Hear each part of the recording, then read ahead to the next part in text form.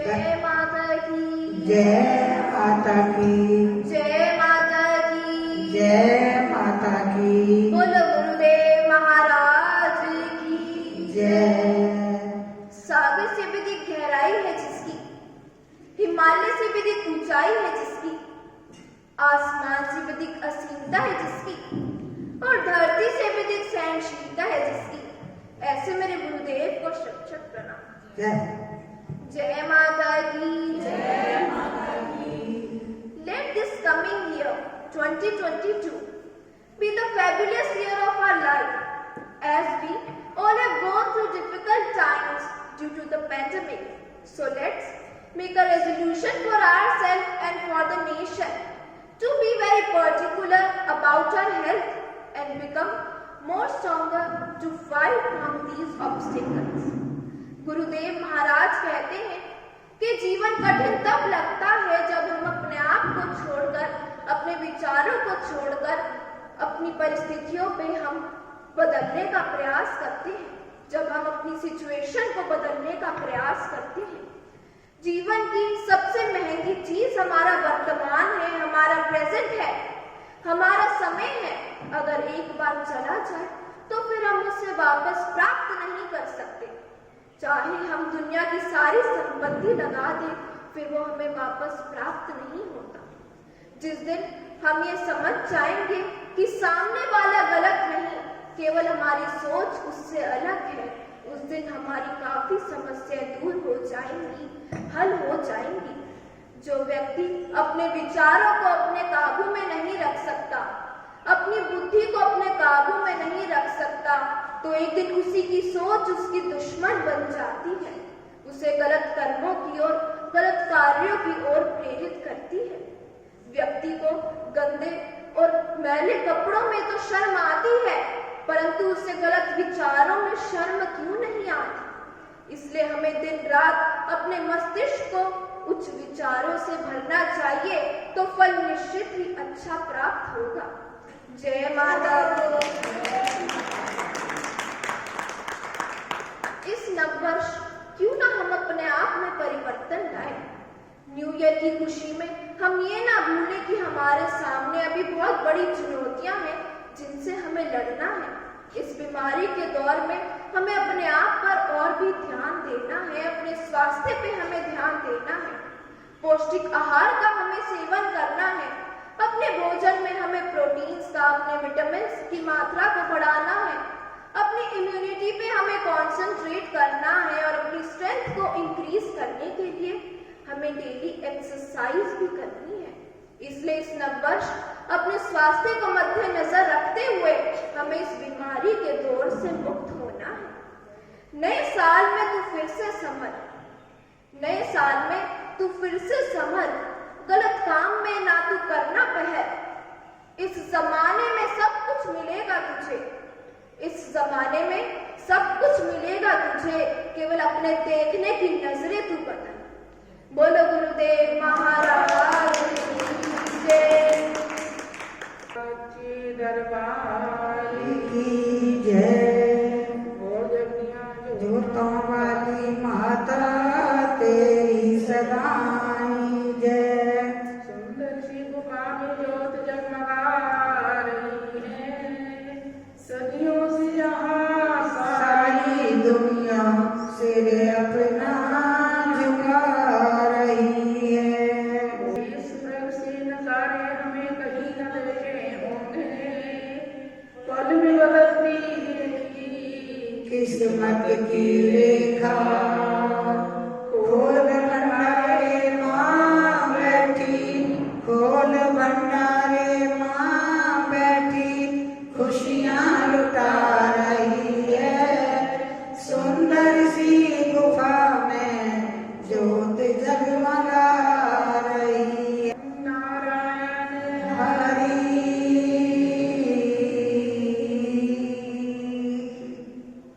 बड़ा प्यारा नाम है भगतजनों माँ का, जो सब दिशाओं में, सब पूरी सृष्टि पर एक माँ का ही नाम ऐसा है जिसको हर जीव बार बार रखते हैं, बार बार लेते हैं। जय माता की जय माता कभी भी कोई अटका नहीं है, माँ का नाम लेते लेते कोई नहीं अटका। घर घर में माँ का नाम, हर जीव जीव में माँ का नाम, बड़ा प्यारा नाम है। देखिए नया साल, नए साल की शुभकामनाएं हर किसी ने लेनी चाहिए। आज नया साल लग चुका है हमारा, और हमारे भक्तों में क्या उत्साह है, घर का काम भी नहीं हो पाया किसी से कि जब हम आज आशीर्वाद दुआएं सब कुछ लें जिनसे हमारा ये नववर्ष अच्छे से बीतता चला जाए। नहीं, लेकिन काम काज नहीं छूटना चाहिए। बेशक आशीर्वाद छूट जाए, दर्शन छूट जाए, लेकिन काम काज में देरी नहीं होनी चाहिए। क्यों ये काम काज हमारे साथ चलेगा? क्या चलेगा हमारे साथ? यही नहीं ज्ञान हमें। देखिए एक बार भगवान नारायण जी नारद जी को कहने लगे, नारद जी मन है कि आज मृत्यु लोक में भूमंडल पर विचरण करें, भ्रमण करता है। कहने की चलिए महाराज, ये तो बड़ी अच्छी बात कही मेरे नारायण ने, और भूमंडल पर मेरा भी मन था कि विचरण करें, चले। चले कहाँ गए? एक सौकार के घर में पूजा पाठ चल रही और ब्राह्मण को भोजन खिला रहे, भंडारा दे रहे हैं। और वहां जाकर के नारायण जी ने अलग चलाई, कहा नारायण हरि। फिर दोबारा कहा नारायण हरि, लेकिन कोई नहीं सुना। अंदर से उसका नौकर आता है दौड़ा, क्या है, क्यों शोर मचा रहे हैं, इधर बैठ जा, जब समय होगा मिल जाएगा, अभी ब्राह्मण भोजन कर रहे हैं अंदर। चुप होकर खड़ा रहे। भगवान तो चुप खड़े हैं और ब्राह्मण भोजन कर रहे हैं। खड़े हो गए। नारद जी को बड़ा गुस्सा हुआ कि मेरे भगवान का ऐसा अपमान। नारद जी का नहीं, चुप हो जाओ, कुछ नहीं, ऐसा कुछ नहीं है। कुछ देर के बाद फिर आया, देखा रहे तो यहीं खड़े। कहने में महाराज जी भोजन तो समाप्त हो गया है, और वे दो भिखारी अभी दीवार पर खड़े, दरवाजे पर खड़े हैं। द्वार पर खड़े देखकर वापिस फिर जाता। कहने के जो कुछ है बर्तनों में पांच पांच के दिया हो। सरकार ने कहा अपनी नौकर से, कहने लगा ठीक है मालिक, दे आऊं। जो बर्तनों में मिला पांच पांच के इतना उतरा, और उनको दोनों को दे दिया। नारद जी और भगवान ब्राह्मण रूप में भिक्षा करने लगे, उनको दे दिया। नारद जी को फिर बार बार गुस्सा है कि मेरे भगवान के लिए इतना नरादर है, भंडारे किसके लिए कर रहा है, मेरे भगवान का तो नरादरता नहीं। कहने का नहीं नारद जी, ऐसा नहीं। लेकर चलते हुए कहा, जाओ अपने मालिक से कह देना आपने हमारे को भोजन दिया है ना, अगले बार हमें से 4 गुना धन तेरे मालिक को मिले। जिसको इतना धन मिले कि आज तो ये भोजन दिया है, कल ये देने के लिए भी फुर्सत ना मिले।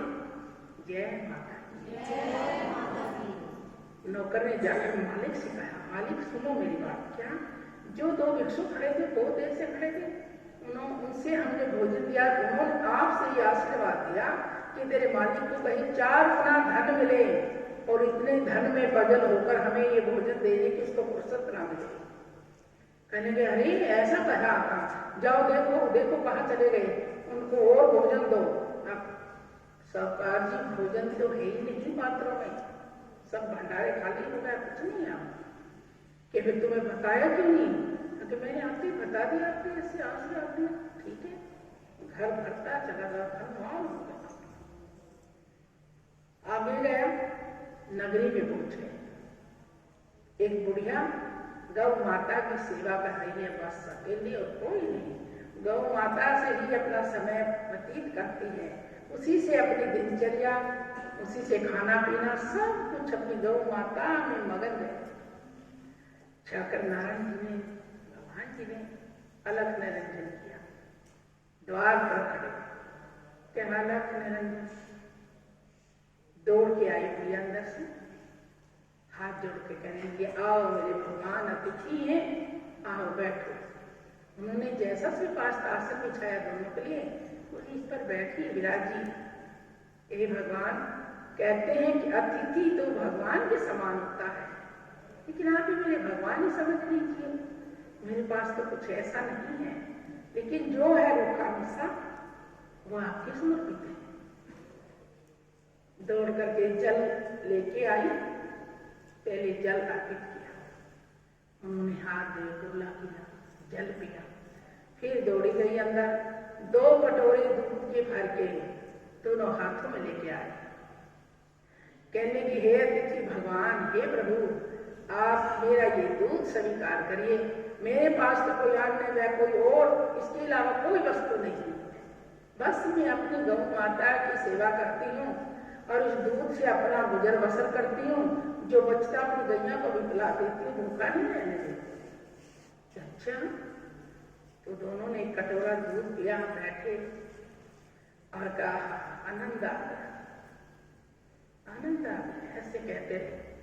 नारद जी भी खुश हुए कि नारायण जी पेट भर गया दूध में, और क्या चाहिए था। तो फिर उसको आशीर्वाद देने लगे, कहने लगे बुढ़िया माता, तेरी गैया कल सुबह ब्रह्मलीन हो जाएगी। वो बेचारी समझी नहीं, कहने लगी ये क्या कहा भगवान जी, आपने क्या कहा। और जो कहा ठीक है। सुबह उठे, बुढ़िया की गौ माता तो भगवान के पास पहुंची, रोई झिझाई, बहुत दुखी, बहुत परेशान। आखिर हर दुख का, सुख का, हर चीज का मोड़ तो जरूर आता है। 2 दिन 4 दिन रो करके उसने उससे कोई बात नहीं, क्योंकि भगवान की भक्ति बहुत ज्यादा करती थी। पर कहने लगी जो भी मेरे साथ हुआ ठीक हुआ, पता नहीं वे कैसे भिक्षुक थे, ब्राह्मण थे, कौन थे, मैंने उनको ऐसा दूध पिलाया मेरी गैया को नजर लगा दी, पर मेरी गैया नहीं चलेगी। बहुत से कहते हैं ये बात कि उसके साथ ऐसा, मेरे साथ ऐसा होगा, मैंने उसको दिया। लेकिन हमारी सोच गलत है। अगर हमारी सोच में और थोड़ा सा ज्ञान हो तो गलत कुछ भी नहीं है। उसके पीछे बहुत बड़ा राज छुपा होता है। गैया को भूल करके भगवान की लीन में तो पहले ही थी, वह बिल्कुल मुक्त हो गई अपने भगवान। नारद जी रास्ते में कहने लगे, बैठ गए, हट गए।